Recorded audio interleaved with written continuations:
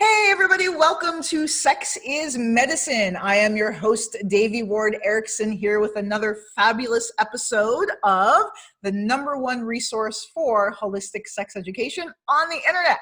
That's what we like to say anyway. It's wonderful to have you here with us again this evening, and I have a wonderful, wonderful guest that I am delighted to share with you. Her name is Amy Taylor, and I'm going to tell you a little bit about her. Amy is an exclusive companion based in the United States. She's an MBA, a commercial pilot. That's so impressive. A several-time cover model on Playboy, Maxim, FHM, L'Officiel, and Inside Esquire, GQ, and Sports Illustrated. Good Lord. When she's not in front of the camera, she's enjoying the sunny skies, flying, keeping fit at the gym in Los Angeles, or playing at the beach with her dog. Thank you so much for joining us, Amy. Did I miss anything in your bio? Well, thank you so much. It's great to be here. I really appreciate it. I'm so impressed that you're a fighter pilot.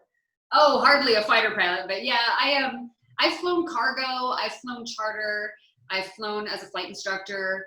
I've flown for a hobby, obviously, before all that. So I got my commercial licenses because I wanted to fly bigger, faster equipment, and doing so as a hobby gets way too expensive. So I had to do it on the line for pay to be able to keep doing it. So wow, so you can fly like big planes. Business jets, a couple different types, and I'm typed in a regional jet. I never flew it as a job, but got typed in it, and some turboprops, and then lots and lots of little planes. So. But not like a big, I don't know how to fly like a 747 yet. Maybe someday. Wow. And so before we get into the rest of the stuff, I'm so curious, what made you want to get your pilot license? Oh, so my mom's dad, my maternal grandfather was a pilot. He was Air Force. And so I grew up knowing about flying and flying a little, knowing about little planes. And it was just, the world's beautiful from above. I think in the same way that I enjoy dropping out and being on set modeling and creating a fantasy of cool photos or just pretty shapes of the body. Or I enjoy being a companion because for a while you get to drop out with another human and build this little private secret world. Flying, to me, when you're up above the world, I mean, first of all, the view. Okay, so that's a view we've only had for about 100 years. No human eyes ever saw that before. And it also shrinks up the world. You can be anywhere in the world in a day now, basically. And that is a miracle. And then it's a mastery of some pretty violent engineering, right? Combustion engines, and some pretty basic physics, Bernoulli effect. You know, you don't fly because you push the air down. You fly because the air vacuums you up, basically. So we call our planes homesick angels because they're just going where they want to go. So I find so many things about aviation miraculous that I had to end up doing it. So. I love that. You should try it. It's easy. Well, hey, you can come pick me up in Kelowna. There's an airport, and we'll go for a fly. Let's do it. I think also there was an aspect of it that so few women do it, and when I knew that as a younger girl, that made me want to do it. You know, sort of the whole, anything they tell you can't do, you're gonna be like, oh, watch me now. Exactly. Yeah. I love that part of it. And so you are an escort and you are a sex worker. So what got you into the work of escorting and sex work? Was it something that you always wanted to do, or was it just kind of like a happenstance fluke? Well, so in college, I dated this frat boy when I first started college, and it was pretty lame. He didn't even have his own bedroom, and it was dirty in his frat house. And he was cute and nice, but then I volunteered in the ER, like you do, you candy stripe. And I met a guy who was a first-year doctor. He'd just gotten out of med school. So he was like 11 years older than me, but he wasn't some old, he was, older, but he was only like, 29. Mm-hmm. And then he started taking me to like really nice restaurants and nicer, I didn't grow up poor, but nicer things than I had seen, like 5-star hotels and the opera. And I was like, oh, and he was nice. And too, he wasn't some mean old guy with money. I was like, oh, this lifestyle is better. Not better. But just, this is fun. I like caviar was yummy. And, I'd never, and maybe he was kind of gross dating an 18-year-old. I don't know, but I loved him. We dated for many years, and I was exposed to a considerably nicer lifestyle than I had seen growing up. And then during that time I was dating this guy, one of my sorority sisters had worked for an escort agency in I went to Berkeley, and she worked across the bridge in San Francisco with tech guys. This is 1999 and the second tech boom. And she confessed to me that she was doing this. And maybe my first perception of it was overly positive, because her experience was, she said, I go out to dinner with these tech guys, I come home with a few $1,000 and it's nice and they're easy and I can pay for college. And I was like, well, what? Like, I'm doing that for free. Like, you get paid. Broke at that age, and I was living in a sorority house and saving up for dollar Chinese, and I had the rich boyfriend, but he didn't give me anything. So actually I was spending a lot to like be able to go on the dates and have the dresses and things. And so I didn't do it, but I filed it somewhere, obviously in the back of my head of like, hey, that's a thing. And then I came down to Los Angeles for graduate school, and this doctor and I didn't survive the distance. We broke up. I found myself heartbroken over him, did not want a serious relationship. I kind of wanted to sow my oats a little. Mm-hmm. In my mid to late 20s at this time, and real broke, with big bills for graduate school. So a massive need for money fast. And I was like, oh, I'm going to do that escort thing. So I looked around for an agency to work for, and nobody would hire me. They hired, models, and I was cute, but I had a different nose than I have now. I had different boobs than I have now, and nobody would hire me. But one agency owner said, well, you really are a grad student, and you're cool and you're smart. Like, you don't need an agency. You should do this on your own. And I was like, huh? How do you do that? And she said, well, check out some of these websites. They were advertising websites that we used to be allowed to have. Before SESTA and FOSTA. Yeah. Okay. We can talk about that. But so I found some of the big ones, and I was like, oh, well, that's not rocket science. I need to pick a name, take some pictures, get a phone, and get an email. And I looked up what everybody else was doing, did the same. And first client was a Hollywood agent I traveled all over the world with for years. Second client was a cop. That sucked. Got through that. Mm-hmm. And then I got mad because I didn't think what I was doing was hurting me or anyone else. Mm-hmm. And he fooled me, and he caused me a lot of problems. Oh. But then I was like doubling down, because I had met other girls, and I was like, this is a reasonably decent community, and you guys are wrong in persecuting us. Mm-hmm. I knew our neighbors to the north don't treat it that way. Australia doesn't. Europe doesn't. America is wrong on that, just like it is on policing and so many other things, healthcare, lack of. So I doubled down, and I was like, I'm going to finish grad school, I'm going to get a job, but I'm going to keep doing this because this is really fun and it pays my bills, and I'm not looking to get married right now, if ever. So I'm a handful of more people, and one of them I still spend almost all my time with, and things have been largely fine.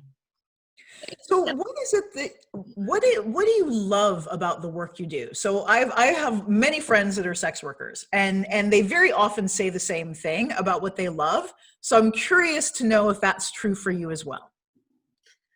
Well, I'd be lying if I didn't say it's nice to make a livable wage. I'm not a billionaire, but I don't have to worry about, I can buy dollar Chinese anytime I want now. Or even some caviar. And I like that. That's a stress when you're young and poor, and it just sucks to have that eating at you all the time. Yeah. Maybe I would have gotten that anyway by picking a different path by this age, but I only was trained in biotech as an undergrad. I had a molecular biology degree. That's never going to pay a lot, and you're killing animals all day long. I hated it. The MBA produced other results that maybe would have been just as fine, but I didn't like it as much. Mm-hmm. So yeah, okay, the money. The freedom, I make my own schedule, I do what I want, I like not having a boss, I got a little bit of that feisty in me. The other thing I really like is, I really like being around brilliance. I miss UC Berkeley because people were so smart and so intellectually curious. You interview these people and you want to learn about your whole world. And I love LA, but there's a lot of people here who they don't read and they're really good at knowing about the gym. And the gym is great. I like it too. But I am most alive when I'm around people who are sort of intellectually active. Yeah. I think my mind is that it fires that way. And so I think I get along with my clients because we are sort of similar kind of nerds. You know, these are usually finance guys, CEO, titans of industry, and they are usually very, very smart. And where else would somebody like me meet them? Where else would I have access to those people? I would have probably paid to have dinner with some of them, honestly. So what does a typical date look like for you? Is it like dinner and movies and that sort of thing? In the beginning, so I knew I was living in LA where there were so many pretty girls and I wasn't going to get them on that because that's everywhere. So I invented the multi-hour minimum. And the reason I invented that was because I knew I could get them on personality. I knew they're going to like me, most of them, and they did. So the beginning was sometimes cocktails, sometimes dinner, and just hanging out and going home from Beverly Hills at 2:00 in the morning. And then really quickly, some started saying, you want to go on trips with me, whether that was skiing or just accompanying them on some business trip. That probably happened because I was available. I didn't have kids or a husband and I had time. Also because I was lucky to grow up with the privilege of like being taught to ski and golf and a few things that helped me infiltrate their world a little better. Yep. Present well in their places. You're a good courtesan. Yeah, you know, these are rich guys and you have to not look in a way that embarrasses them. And, you know, the fact that I was a grad student and I speak in the right way and had a presentable background in my real life, all that sold well. So I guess my parents groomed me correctly to be a rich guy's date. Who knew? So yeah, they quickly turned into trips and things, and most of those were super fun. So it kind of just, that's how it happened. Well, it makes a lot of sense because, you know, back in the day, I mentioned courtesans, and they were some of the most highly educated, highly regarded women of society. Yeah. Yeah. The cliches in Japan often had like PhDs and things. When you're a high-end escort, you do better if you don't have a lot of other commitments like a husband or kids. Not that you can't have those things. Many do. In fact, probably most do. But you're just going to be more available if you don't. And so that leaves a lot of time when the guy's busy with his family. What do you do with yourself? Yeah. You go get degrees and learn things. And luckily you have the money and time to do it. And it makes you a better escort if you're interesting. Because if they're seeing you a lot, you want to have new things to talk about. And their wives are doing the society stuff, right? They're the public face of the marriage and they're raising the children and keeping the home. And they tended to usually marry women of of higher social class than I grew up. Mm-hmm. My dad's a professor and my mom's a housewife. They most of the time marry some like Kennedy type woman, right? Like they don't marry people like me, but they do like you as their girlfriend.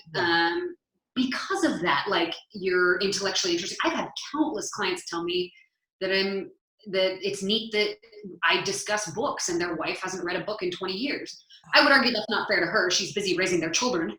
Yeah. A lot of these men, they can't find everything they want in one person, nor probably should they be asked to. So they have their wife and then they have their girlfriend, right? Mm-hmm. I think it's always been that way, as you suggest.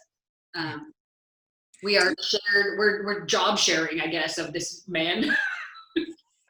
Sharing the responsibility for entertaining the man. Hey, every now and then you meet a wife who does not care at all. She's like, you deal with him. Because I mean, sometimes you wouldn't believe it. Sometimes they have a boyfriend and they're just married for face or for the kids or because they're best friends and they like each other, but sex is gone or whatever. The reasons are as varied as humans themselves, right? Mm-hmm. A lot of different. Yeah, and I've seen that in my work as well, and it's so important to not judge, right? Because I've seen couples that choose to stay together because of the children or the house, and that's very amicable. It's not like they're in pain with each other, but they just don't want to have sex. And so they're able to meet those needs outside of that relationship, and it's a really healthy situation for them. So are they both happy, or do you sometimes find one is putting up with it to? Oh, absolutely. All of the above, right? In some cases, it's beautiful and wonderful. In other cases, it's miserable. You know, it's, again, like you said, it's as varied as human beings. Yeah. I have been called by wives twice, not good ways. And I had one wouldn't stop calling. I had to answer and let her scream at me for a while. And obviously, it didn't feel good. Yeah. She told me I needed to find Jesus, and yeah, it was bad. She also told me to take some of my money and get myself some education. Interesting. Little did she know. Well, and I told her you need to fuck your husband. And if what he said was true, she wasn't. And I don't know why. He was not the most attractive and she was really beautiful, like a lot of rich wives are. And I don't know. Anyway, they made it. He probably slept on the couch for a while, but they're still married. And I gave my word and did not see him ever again. But it didn't feel good to know that he found a solution for his life, but had not asked her for consent, obviously, because the answer would have been no. Exactly. And I don't know. I've never been married, so I don't know what people do if they're married and they love each other, but there's some fundamental incompatibility. How can you be celibate and ask your partner to be celibate with you if they don't want to? How is that fair? Yes, that is a story that I've heard, and it's deeply tragic. And my opinion is sexual expression is a need. It is a biological need. And I agree, it's absolutely unfair if one partner chooses, if you're in a marriage or a committed relationship and one partner chooses that they want to completely remove sexuality from the equation, that's really not fair for the other partner who isn't in agreement with that. And so there's not a lot of options in that case for people. And if they want to stay together, I mean, it's just not fair to ask someone to put aside their need for sexual enrichment entirely. It's like saying, well, I don't want to eat anymore, so you can't ever eat either. He had a husband, and I would have somebody in the bed when he came home. I'd be like, it's going to be him or you. Who's it going to be? Because somebody's fucked right now. And jokes aside, but it gets stranger than that. Sometimes the only sin she committed was to get older than what they are attracted to, and that kind of crushes me. You know, time's a meat grinder, makes hamburger of us all, and you sort of know that that doesn't happen at this age anymore. But when you're young as a companion, often it's your youth that they're very interested in, and that sort of sucks because you're like, oh, it's just that they want somebody younger. But is that less valid that sometimes they just want to relive their youth with somebody for a moment? I mean, it's maybe not the best. I also don't think that person should be crucified. It's somewhere a C- of a thing to do. Sometimes they need that. I think we're talking a bit about how men grapple with emotion and dominance and things. I think men also have very interesting ways of grappling with aging. Have you explored this in your work? Not as much. Older men who desperately want to feel. I've seen them a lot of times use escorts as a way to grapple with loss of vitality and youth. Vicariously feeling young, even if it's sort of delusional for an evening. And I don't know that that's so evil. I think women have other ways to do it. We get our fillers and we have our makeup, and I don't know. If men should be granted more lenience for their fear of aging and mortality that everybody has, right? It's the great unknown. So buying an evening with a young person, is that the best thing to do? But that's one way they deal with it, right? One way they attempt to meet that need. And again, it's like the only thing wrong is the judgment, right? I mean, I don't have judgment about how these gentlemen choose to meet their needs. My only caveat is not causing harm to self or other. Well, and criminalization and some of the laws that are passed, even if you hate sex work, even if you think I'm scum, criminalizing it shows it's already been well documented that it just makes everything worse. Exactly. It's everything worse. The problems I've had, 100% of them would have been avoided by decriminalization. So what are some of those problems that the criminalization of female sexuality is essentially what it is? Which does have a tie to circumcision, like we were talking about before. It does. Societies that practice high rates of circumcision also tend to criminalize and suppress female sexuality the most. So Direct correlation there. But if isn't that amazing? The social norm thing, we don't want sluts sort of violating the union line of what women have to be, sort of loyal and pious and chaste. We can't have, why police female sexuality? Yeah, so the correlation to circumcision that we were talking about earlier, the correlation to circumcision is that, as I was saying, that it is it's symbolic, or it's a signpost, or it's directly correlated to violence in society. And the most violent societies are also the most sexually repressive, particularly towards female sexuality. I would argue there's a mechanism there. That's not even just correlation, the causation. You get laid less, you get violent. Look what's happening with COVID lockdown. Ain't nobody getting laid, and now everybody's flipping out. I'm kidding. It's police brutality. We know the proximate cause, but it's not made less. It's not made less of an issue by the fact that nobody's gotten laid in the last 2.5 months, barely. Some of us have, here and there. But yeah, okay, so right, it's just general dominance, aggression, and violence, right, over little baby boys and over women. Yeah, I find, so the men that I've known, even that are not monogamous, also would not like their wives to cheat on them, almost always, which I've always found very funny, right? Why? Because they provided for her and the kids, and they want her to behave. You know, I bought her a big mansion, and I take her on all these trips, and also it's sort of, if she won't have sex with me, why would she have sex with another guy? Well, maybe the other guy is better than you. I don't know. Like, but they, yeah, even some of these people who cheat also don't want to be cheated on, which is a funny sort of hypocrisy that maybe we all have. We are jealous creatures. When we love somebody, we often don't want to be abandoned. And maybe if we knew it was just sex, that would be fine. But I think a lot of the fear is that the good sex might lead to them preferring this other person and then really leaving me abandoned, which is maybe the real fear. That's the real fear, is being abandoned. So when it comes, I wanted to drill into some of the criminalizations that have made your job more difficult. Yeah, sorry. So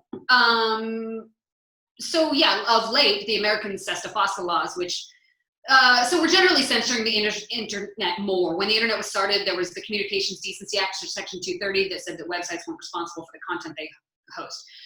That's just a sort of a logistical issue, because you can't moderate everything if you're giant like Facebook or Twitter. You don't have enough people. That's also a traumatic job. The people who have to censor Facebook posts, who see the stuff that doesn't get to you and I, the horrible posts that we don't ever get to, that job is causing so much trauma in the people who have to do that job all day, because they're seeing stuff that, you know, we can't even. So that said, CDA 230 is being hacked away at, and probably the eventuality is that internet companies are going to end up more regulated. I think it's almost sure that's coming. More like media companies. We had obscenity laws on television. We had things you couldn't do and say. We had, 5-second delays for live broadcasts. Probably all of that is coming, because internet's almost 30 years old, and we basically couldn't handle our freedom of speech. We messed it up. And that's because humans are getting human. They just, when you give them free speech, it's beautiful, but they often say things that are pretty horrible. So they went after our sites under the guise of stopping sex trafficking, but really they wanted us to stop communicating about sex work. I've done podcasts and been called a promoter of prostitution to young girls, that I'm telling young girls to get into sex work and, become a cam girl or a porn star or a dominatrix or an escort. They want us to stop talking about it. And what do I think? I think that's because if they let us talk about it, they might realize it's not that big of a deal. Yeah. I would argue that would be a good thing. I come from the biology world. The species on the planet that they're the most promiscuous are the less violent. Exactly. Bonobos, exactly. right? The bonobos, yes, exactly. All they do is eat and fuck all day. Any battles, and they raise the babies as a village, because they don't really care about whose baby is whose, because they all provide. And we've actually had human tribes that have done that. They didn't have paternal ownership of exactly uri and babies. We've done that before, and it might have been better. The current thing of this Victorian one man, one woman, and we're a unit is not working out that well. It's a relatively recent, maybe 1,000-year-old thing, and I won't live to see what happens, but it might have been a failed experiment. We'll see. But I would argue that especially now that we have birth control and abortion and Plan B and things, that you could be cautiously more slutty with condoms and safe sex and testing and antibiotics. You could be sluttier and people would be calmer and less violent. I would argue that it would be better. More sex, less war. Well, that's, again, direct correlation. There's a reason the show is called Sex is Medicine, and absolutely, because sexual pleasure releases all these opioids in the brain. I mean, after some good lovemaking, we just want to hang out, eat food, right? And play with the cats or something like that, right? I mean, I need to get laid usually. Yeah, and there is a direct correlation between, again, as we were talking about, the most violent societies are also the most sexually oppressive. And yeah, people when they're not exploring or when they're denying and oppressing their sexuality are cranky as fuck. That said, the original policers of sex were sort of the organized religions, right? And that was because how are you going to get power over the masses of people? The easiest way is to tell them that something that they all do is really bad, but that you've got the solution to either sell them or force them, right? So the Catholic Church in Europe, or you name it, what does everybody do? Everybody fucks, right? And eats and sleeps. Well, fucking is like eating. So gluttony and anything that most people do is bad, but we've got the solution. So listen to us and tithe to us and pray to us and worship us, and we will absolve you, and you will not go burn in hell, and you will, but only through us can you solve the fact that you are a natural born sinner and there's nothing you can do about it. You are evil from the moment you're born, but we have the solution, right? So it was church, and now it's the courts and the police. I mean, 30% of America has a record now. Everybody's got a criminal record. Everybody's been dealt with, been ticketed and cited.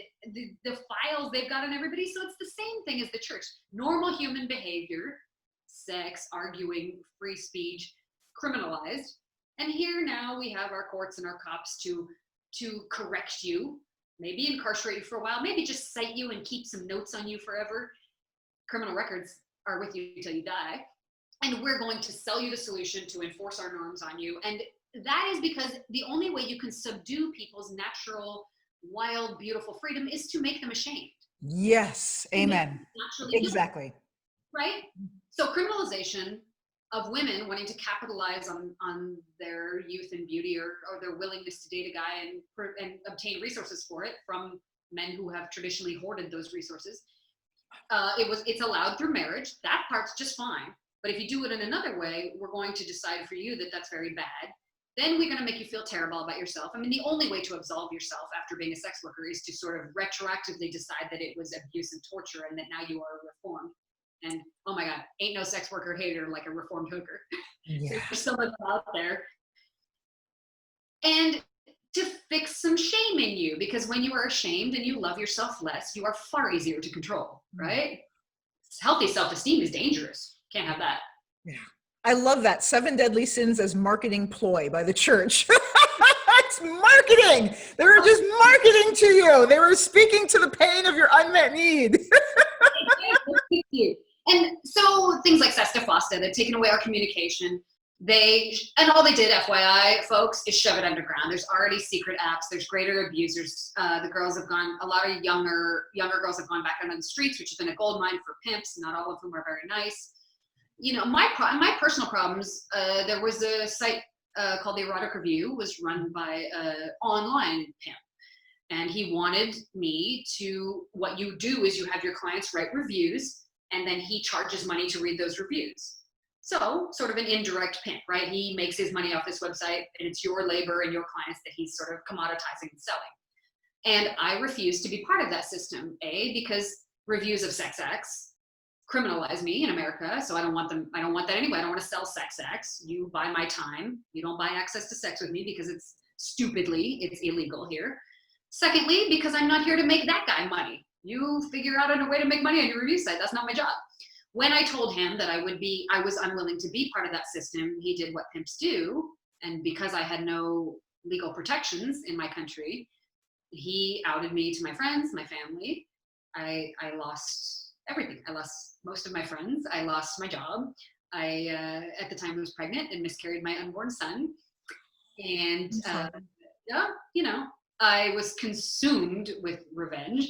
I moved away, got another job in another state, rented so that there'd be less record of where I lived. And I sued him.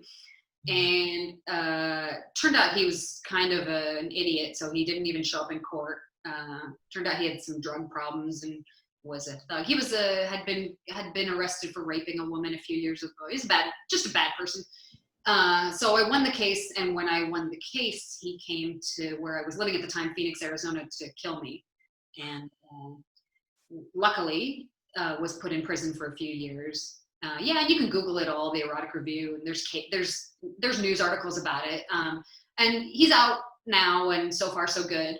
But my point is that the fact that the business is driven underground by criminalization, which is the profit of shame, is what allows men like that to exist. Exactly. If my business were legitimized, there would be real competition, there would be real businesses running things, and he would be outcompeted because he was just a stupid garbage person. So, you know, we'd have publicly traded companies with, you know, you could go to court and hash out your stuff there, and it would be, but that would take the mental and moral leap to legitimize non-monogamy, and that takes a culture shift that maybe it's good. Revolution is on the horizon. Who knows? You get it. You guys do it. My colleagues that live up there don't live in terror of their government.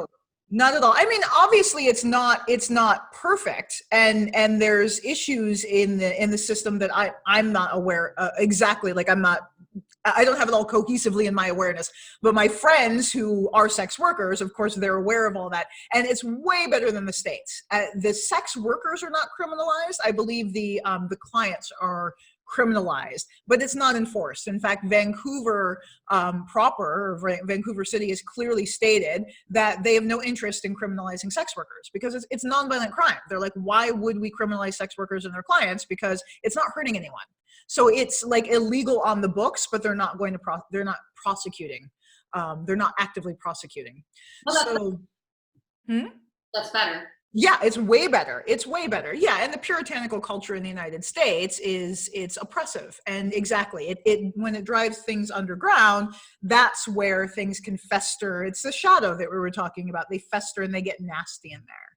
So now, that it's the love of the transgressive that is the criminalization thing, because it's, you know, the difference between the media portrayal of us and the reality of us is so bizarre to me that it's almost like they want it to be more sinful and evil and dirty than it really is, because the reality might be kind of boring, that most of the sex workers are just your yoga teacher and that single mom that you know from Whole Foods, and that everybody has sex. Everybody. So I think they create, what did they say about the mafia? They used to create the problem and then sell the solution, right? They bust in your windows and then sell you protection. Right.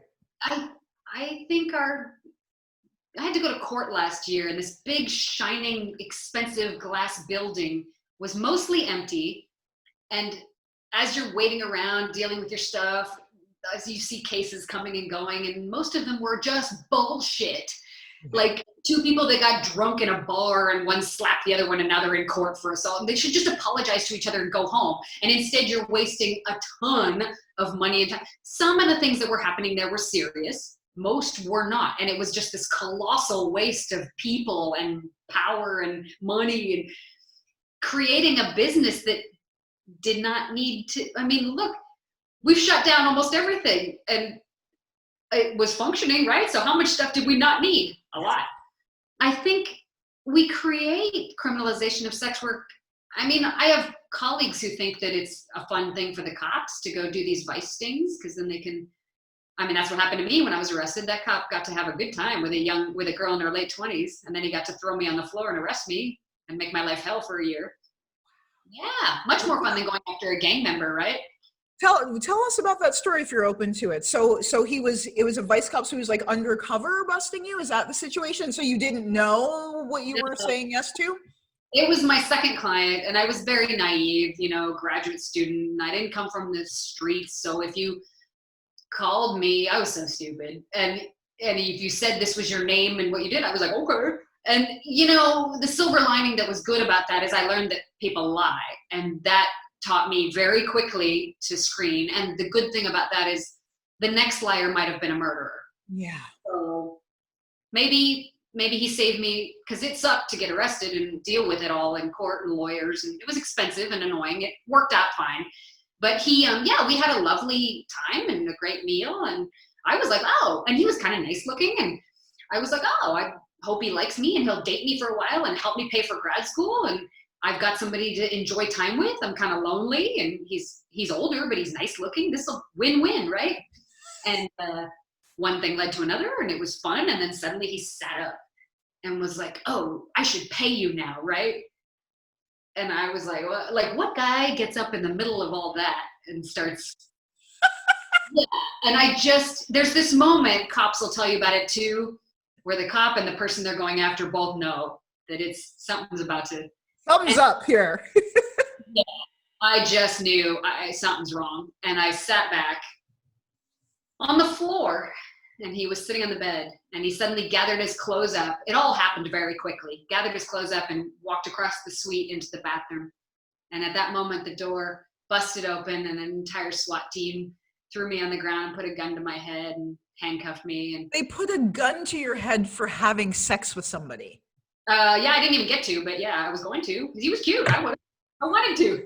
Nobody forced me. Nobody paid me. Right. And you got it. The sex was free. And I liked him. I liked who I thought he was. But and then he comes out of the bathroom fully dressed, right? And they sat me there in my underpants for a while and interrogated me. I was shivering cold. And they searched my car. And then they tried to convince me to help them bust a Russian agency, because I was young there and pretty enough to get employed. It would be hard to find a female cop and dangerous for her, so they were going to use me as bait. You know what would have happened to me? Yeah, with a Russian agency? Then I would be dead. Mm-hmm. The Russians would have gotten rid of me. So I said, no thanks on that offer. I think I'll take my chances and I'll lawyer up. And I did. I called the first client, the Hollywood agent, who told me I should be better at screening. And I called him late at night. I went to jail for like an hour and a half and was in there with all the drunk drivers and stuff. And they serve these little sandwiches in jail in America, and they're not very good. I'm flabbergasted that they put a gun to your head because they thought you fucked somebody. Yeah, and I'm a threat. I'm a menace to society, apparently. And it was probably great fun for them. And they did have a female cop there. She did nothing. I know that they didn't think this was a great use of taxpayer resources, but it was probably great fun for him. He probably had a great day. So is this something that happens frequently to sex workers when what did you say? I'm sorry, the feed stopped for a moment there. You asked, is this something that happens frequently? Yeah. Yes, all day, every day in America. Oh my God. Yeah. This is where tax dollars are going, is throwing young women on the floor and putting guns to their heads for fucking blowjobs. Yeah, it was great. It was, oh my God. And then you lawyer up and you waste all this time and money in court. And this cop actually later told me that I should date his brother, who was wealthy, instead of being an escort. So he basically was going to try to pimp me out to his brother. I don't even know if he really had a brother. He probably, I don't know. This guy was such a good actor. Obviously, after that, I never believed it. And he's retired with honors now from the force there. And that's why I just got mad, because what I was doing was neither a crime nor a sin. I wanted to date. I thought he was nice and was going to date him. And if he was going to help support me, like people do all the time for each other, why is that so evil? And we were having a great time. And why subvert that and lie to somebody and fool them and then give them an arrest record? And that arrest record has cost me since then many times in my life, jobs and travel. And sure, even though there was no conviction of that, the arrest is forever. So, and the stigma of it, every time I've ever sat across the table from somebody who can see it on their computer in a background check, Imagine what that makes them think of you forever. You are a whore in their eyes forever. No matter that you were not convicted, no matter when I retire and this is in my past someday when I'm an older lady, and I'm not quitting anytime soon. I love what I do, but eventually I will. And that kind of was part of it, is if America's gonna decide that I'm this terrible, then you know what? I'll just do this. Because I've already been Hitler, I'm gonna dance now. It's like a political act. Yeah. I mean, it's gotta be the highest paid job available to women, I imagine. Well, exactly, that's the thing. But I mean, just for anybody, reclaiming our right to pleasure is a political act. But it sounds like for you, like after that experience, you were like, fuck this, like I'm gonna buck the system and I'm gonna do what is true for me, and fuck you. And it literally is a political act. I think I have the right to have sex for the reasons that I want. If those are love, if those are horniness, if those are loneliness, boredom, what if my kink is rich guys? I was young and poor. That's not rare, you know. I just think you don't decide for me what my consent terms are. And as you know, they can change. You can be into BDSM for a while, and maybe when I'm older, I'll be super into younger men. I don't know. I was exploring my youth and dating around, and I liked older men. I will never agree that what I did is something evil or shameful or wrong. I just don't. And it certainly did not deserve a gun to your head. It taught me to screen. So something good comes out of everything terrible. Like we were talking about in these horrible times in the world, you have to try to glean. And if nothing else, everything is education. Yeah. If nothing else. So yeah, Officer Tom, fuck you, Tom. So in regards to that, because you did say all day, every day, these sex workers, predominantly women, some men too, some transgender as well, non-binary, all included, but are being abused by the system. And usually it's the most marginalized of them, because they got me when I was new, because I didn't have regulars and I didn't know how to screen. I was young and dumb. But think about it, if you aren't blonde and thin and present the right way, you don't have a constant stream of clients. So you take maybe a little bit more risk so that you can buy food for your babies. So the problem is that the ones they get are usually the ones who can least defend themselves in court, lawyers. And as is typical of the criminal justice system, they get the low-hanging fruit. They know that that's the easiest to get. Those are the ones they go after. It's the easiest convictions to get, because that's the person who can't spend $50,000 US to lawyer up and fight, right? They know. We had that famous case of Robert Kraft, the owner of the NFL football team, who got caught going to a massage parlor. He's a billionaire. He lawyered up. He's fine. But the woman who gave him massages was thrown in jail, and I think is still fighting her case. And she's, an immigrant, I think she's Vietnamese. So as usual, now, old rich white lady, if they came for me again, I would fight like hell just for the fun of it. But that is particularly unfair, is that the most marginalized sex workers, which tend to be often like immigrant workers. We have a lot who are DACA. Do you know about DACA? Yeah. Mm-hmm. Yeah. So a lot of DACA people that are here for school, they can't get regular employment to help pay for school because they don't have a social number, and they can't get regular jobs. So they often, if it's a pretty young girl, she'll be in sex work in one of the major cities. I know many who are. And unfortunately, we have like back channel websites where men talk about how easy it is to rob and even rape those girls, because those girls can't go to any kind of they can't get any kind of recourse. So they're a sitting duck for the worst violence, not only from bad clients. I don't like to even call those people clients, but bad men, but also often from police, right? So how does a sex worker community, do you guys support each other? Do you guys protect each other? Like, are there support systems in place for each other? We try to. There are lots of SWAP chapters. It's like Base One. They sex workers outreach projects, SWOP. There are chapters in, I think, almost every major city. And they do a lot of good work. There are people suing about FOSTA and SESTA in this country. There are legislators starting to come out, usually on our Democratic side, starting to come out to say we might need to really look at decriminalization. So it's a start. Yeah, it's a start. They're typically very bad for sex workers if you look at human history, because when people get real freaked out about disease, they tend to want to burn the whores. So I've even seen that recently, that everybody's fear of germs right now. So I worry for our efforts right now, but we'll see. Yeah. So we have groups, we have like little secret apps where we talk. We have bad client lists. We use a reference system where, you can't see somebody unless you know somebody. We have our little, we're survivors. Yeah. Wow. So we only have a few minutes left.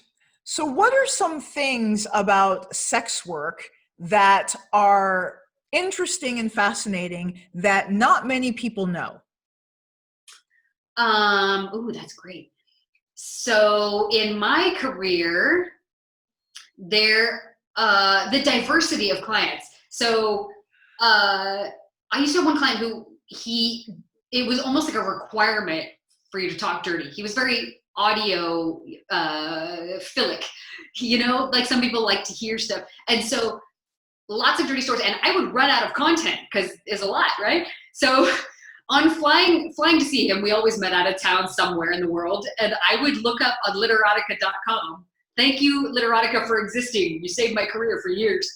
And I try to get plot lines, so I had some fodder for this dude, and it was exhausting, mentally. I would have rather just done easier stuff.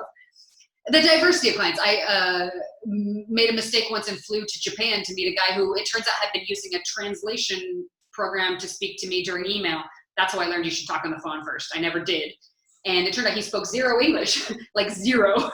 So it was a long 3 days. He was very nice, but it was a lot of hand gestures and, why would he hire me? I don't know.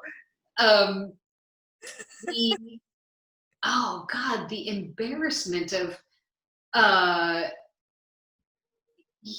and then the bodies, we see the intimacy of aging bodies and the humility it takes to disrobe in front of somebody often much younger than you. And I love that it's given me, you wouldn't know that sex workers, we get a private window into the aging. Most young people don't spend a lot of time around old people.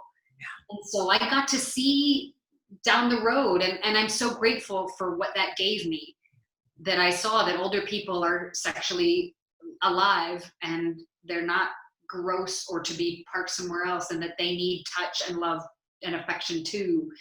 I'm grateful for that, because it will serve me as I go forward into aging to have seen that when I was so much younger than most people see it. So yeah. And the humility of it all. I've had clients that hated me. I once went and saw a guy and we went to Mexican food for dinner, and then the next morning he told me that I farted in my sleep all night long. Yeah.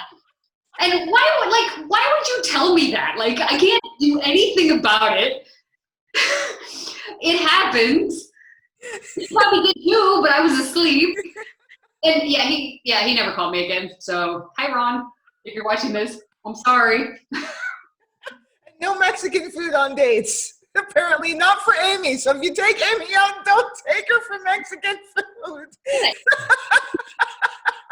So yeah, it's so weird, right? Because they meet you because you're this hot chick, and then the humanity of actually spending time with a real person, even if they've been in Playboy, is still a human person, which, with all that entails that. Yeah, and especially if you're spending days at a time, you have to poop together and pee together and brush your teeth and all those unsexy things and fart. You're gonna have to fart sometime. Yeah. So yeah. Did you ever have something that embarrasses you? I'm still cringing about it now. It's just you wouldn't know that we sometimes keep in touch with our clients even after the relationships is over. I've had several clients pass away, I went to lunch with one when he had esophageal cancer. I'm pretty sure it was the last time I'd ever see him. And there was no pay. It wasn't, I know what people think, that whores are all about money, but that's not true. And clients are not all about, it's just not always true. It can be, depends on the people. You also wouldn't know that these clients love their wives. They typically really do. They just want to have some fun with somebody else. They don't want to leave. The wife is still number one.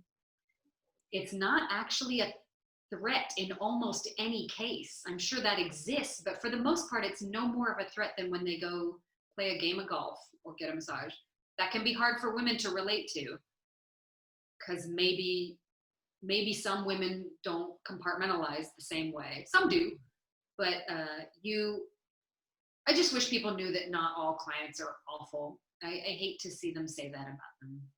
Well, many of my friends who are sex workers, I mean, what I hear from them over and over again, and what I heard from you earlier before we started the show, is how many times they've just sat with a man and, listened to him. Yep. And held him when he cried, or stroked his back, or all that, just that human need for connection, that human need for tenderness and care, and how often that's the reason that they are coming to you, is just to have those needs for connection met. And yes, sometimes that includes sexuality, but who cares, right? It's that need for connection and intimacy, and to be seen and to be valued. I would argue that when they spread themselves too thin, like some of these guys, they find out about Escort and they're like, I gotta try them all. And breadth can be the enemy of depth when it's in excess. And I have met men who are a little bit disconnected. Often the men who are doing that are heartbroken over somebody. I found, I'm not sure I don't have empirical data to prove that that's a mechanistic connection, but sometimes they're doing this kind of binging to get over somebody, or because they never had anybody when they were young and they found this way they could try a few. But that actually is usually short-lived. They are humans, and they usually do that for a while, and then the human need for a little more depth sneaks back into almost everybody, beautifully so. I'm glad that you can't avoid your humanity. You can quash it for a little while, but it's always there. Well, thank you so much for sharing your story and your ins and outs and beautiful journey and a peek inside the world of a sex worker. And where can people find out more about you? I'm on amytaylor.com, or on Instagram, amytaylorla, or on Twitter, amytaylor1. Yay. Awesome. Awesome. Thank you so much. And thank you all for joining us this evening for another episode of Sex is Medicine. You can catch us in between shows at our website, authentictantra.com, and on Facebook, Twitter, Instagram @authentictantra. Have an amazing, amazing week, and I look forward to seeing you next time.